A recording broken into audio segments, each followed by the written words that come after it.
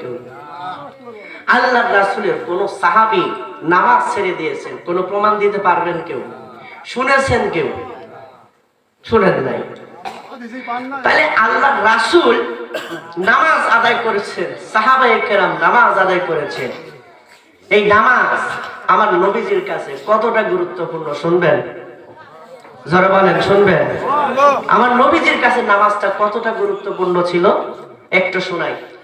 মুসলমান ভাইয়েরা আমার, বন্ধুরা আমার, এই পৃথিবীর বুকে আমরা যারা এসেছি, একটা সময় পরে আমি আপনি এই দুনিয়ার মায়া ছেড়ে আমরা চলে যাব। কথা বলেন ঠিক কিনা? মা বসে কান্না করবে, সন্তান বসে কান্না করবে, বিবি পাশে বসে কান্না করবে, কিন্তু আমার আপনার সঙ্গী সাথে কেউ হবে না, ঠিক কিনা? মুসলমান ভাইরা আমার, বন্ধুরা আমার, উবাইদুল্লাহ ইবনে আব্দুল্লাহ ইবনে উতবাহ রাহিমাহুল্লাহ তিনি বলতেছেন, আমরা একবার আম্মা জান হযরত আয়েশা রাদিয়াল্লাহু তাআলা আনহার কাছে গেলাম। আম্মা জান আয়েশা রাদিয়াল্লাহু তাআলা আনহার কাছে গিয়ে বললাম, আম্মা জান, আল্লাহর নবী যখন মৃত্যুবরণ করেন তখন কি ঘটনা ঘটেছিল সেইটাকে আপনি আমাদেরকে জানাবেন না?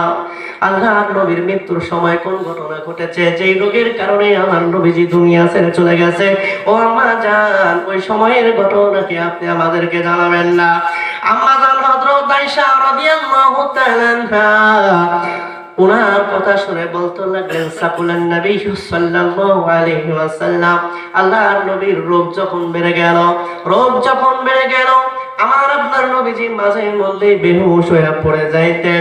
কোন একবার আল্লাহর নবীর রোগ যখন বেড়ে যায়, মৃত্যুর কয়েকদিন আগে যখন রোগ বেড়ে যায়, আল্লাহর নবী বলেন, দাউলি মা আনফিল মিখদাব।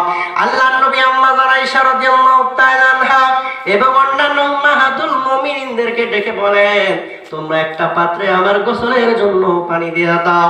আম্মা জান আয়েশা রাদিয়াল্লাহু তাআলা আনহা বলেন, ফাফআলনা যালিক ফাতাযালান নবী সাল্লাল্লাহু আলাইহি ওয়াসাল্লাম ওয়া যাহাবা লিয়ানু ফাউগমিয়া আলাইহি। আল্লাহর নবীকে আমরা যখন পাত্রে পানি দিয়ে দিলাম, পাত্রে পানি দিয়ে দেবার পর আমার নবীজি সেই পানি দিয়ে গোসল করলেন। পানি দিয়ে গোসল করার পর আমার নবীজি যখন নামাজে যাবার জন্য দাঁড়াইতে যাবেন, আমার নবীজি বেহুশ হয়ে আবার পড়ে যান। আল্লাহু আকবার। মৃত্যুর সময়ে আমার নবীজি নামাজের জন্য কতটা পাগল ছিল, মৃত্যুর সময় আমার নবীজির কাছে নামাজ আদায় করা কতটা প্রিয় ছিল, এই হাদিসটা পুরোপুরি শুনলে বুঝতে পারবেন। অন্য এক হাদিসে আমার নবীজি বলেছেন, জুইলাত কুররাতু আইনিস সালাহ, নামাজের মধ্যে আমার দৃষ্টিকে শীতল করা হয়েছে। সুবহানাল্লাহ। আল্লাহর নবীর বিবি হযরত আম্মা জান আয়েশা রাদিয়াল্লাহু তাআলা আনহা বলেন, আমার নবীজি মসজিদে যাবার জন্য দাঁড়াতে গিয়ে আমার নবীজি বেহুশ হয়ে পড়ে গেলেন। কিছুক্ষণ সময় চলে গেল, আল্লাহর নবী তখন আবার যখন জ্ঞান ফিরে আসলো, আল্লাহর নবী তখন বললেন, আসসাল্লান নাস, মানুষেরা কি নামাজ আদায় করে নিয়েছে?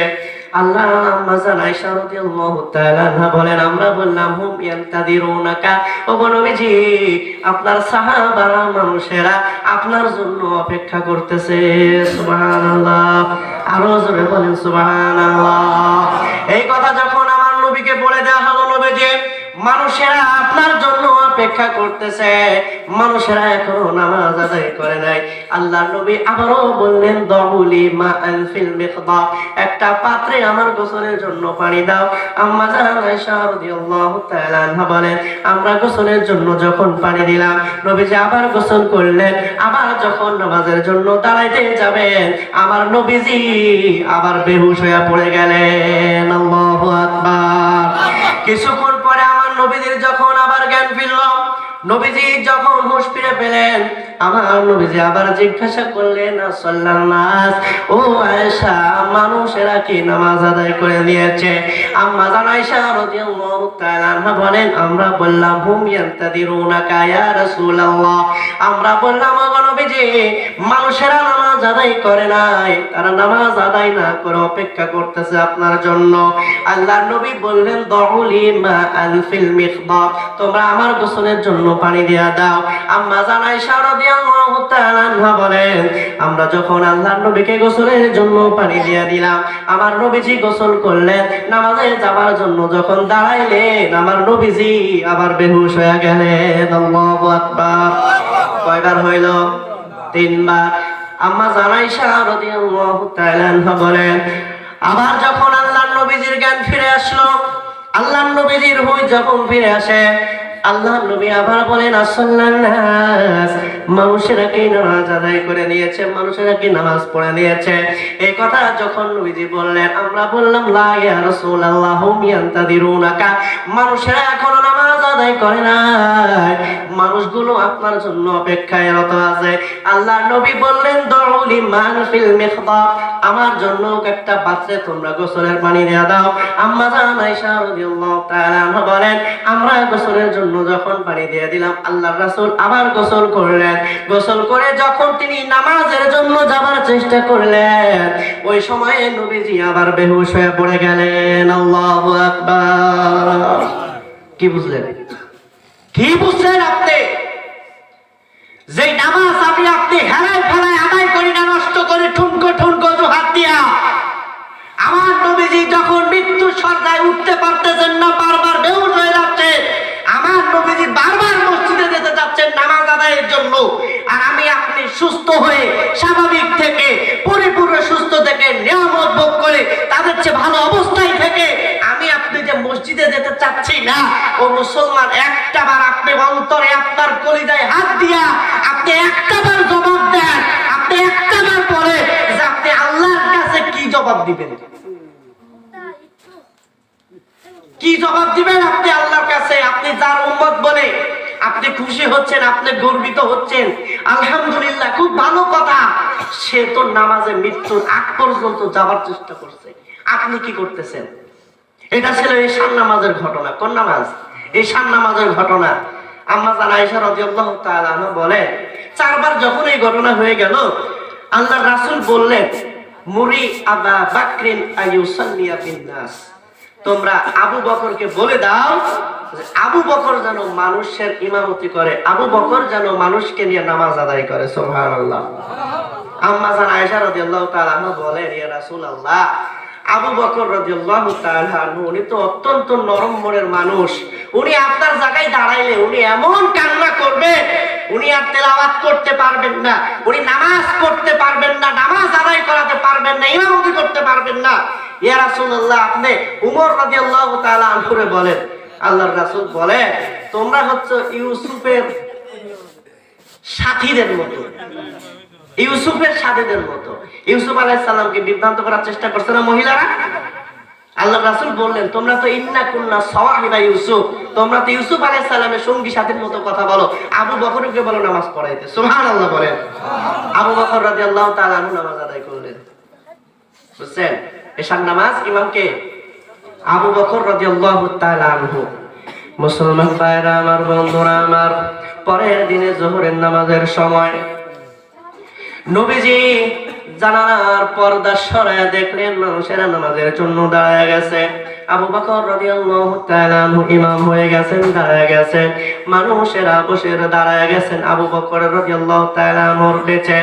আল্লাহর নবী মসজিদে যাবার জন্য ইশারা করলেন, তখন আল্লাহর নবীর সাহাবী 2 জন সাহাবীর কাঁধে ভর দিয়া এইভাবে আমার আপনার নবীজি এইভাবে ঠিক ভর দিয়া তিনি আল্লাহর নবী মসজিদের মধ্যে চলে গেছেন। সুবহানাল্লাহ। একজন হলেন আল্লাহর রাসূলের চাচা হযরত আব্বাস ইবনে মুত্তালিব রাদিয়াল্লাহু তাআলা আনহু, আরেকজন হলেন হযরত আলী ইবনে আবি তালিব রাদিয়াল্লাহু তাআলা আনহু।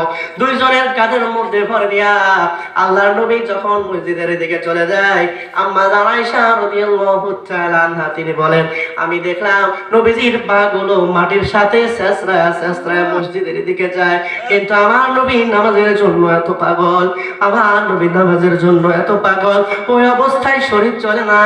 2 জন সাথীর কাঁধে পা ভর দিয়া আমার নবীজি হেঁচড়াইতে হেঁচড়াইতে যখন মসজিদের মধ্যে চলে গেছে, আবু বকর রাদিয়াল্লাহু তাআলা আনহু তিনি পিছনের দিকে আসার চেষ্টা করলেন।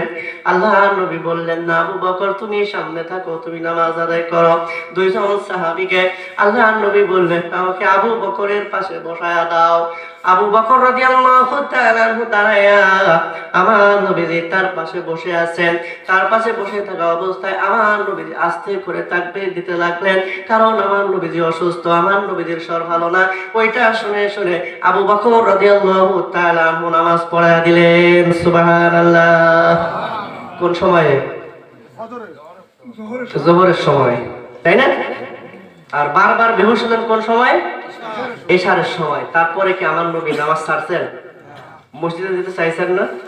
বারবার আমার নবী যে মসজিদে যেতে চাইলেন, কিন্তু দেখেন আমার নবীজি পারলেন না, বারবার বেহুশ হয়ে গেলেন। বারবার আমার নবীজি মসজিদে যাওয়ার জন্য চেষ্টা করলেন, উঠলেন, বারবার পড়ে গেলেন। কিন্তু আমার আপনার নবীজি যখন আর পারেন না, তখন বলছেন তোমরা আবু বকরকে বলো নামাজ পড়ায় দিতে। কিন্তু পরের দিন যখন কিছুটা ভালো লেগেছে, পায়ে ছেঁচড়িয়ে ছেঁচড়িয়ে আমার আপনার নবীজি মসজিদে গিয়ে নামাজ আদায় করলো। আর আজকে আমরা সুস্থ স্বাভাবিক থেকে আল্লাহর রাসূল একটানা 3 দিন কোনোদিন খাবার খায় নাই, আমরা প্রতিদিন 3 বেলা পেট পরে খেয়ে আমরা মসজিদে যাইতে পারি না। আমরা যে বলি আল্লাহর রাসূলের উম্মত হয়ে আমরা সৌভাগ্যবান, কিন্তু এই হাদিসের সাথে মিলাইলে বোঝা যায় আমরা হইলাম সবচাইতে বড় দুর্ভাগা। কথা বলেন ঠিক কিনা? কারণ আল্লাহর রাসূলের আমলের সাথে তো আমাদের আমল মিলতো না। আল্লাহর রাসূল মৃত্যুর সময়ে নামাজ ছাড়তে চাইলেন না, আর আমরা সুস্থ থেকে জীবিত থেকে আমরা নামাজ পড়তে চাই না। তাহলে আল্লাহর রাসূলের আমলের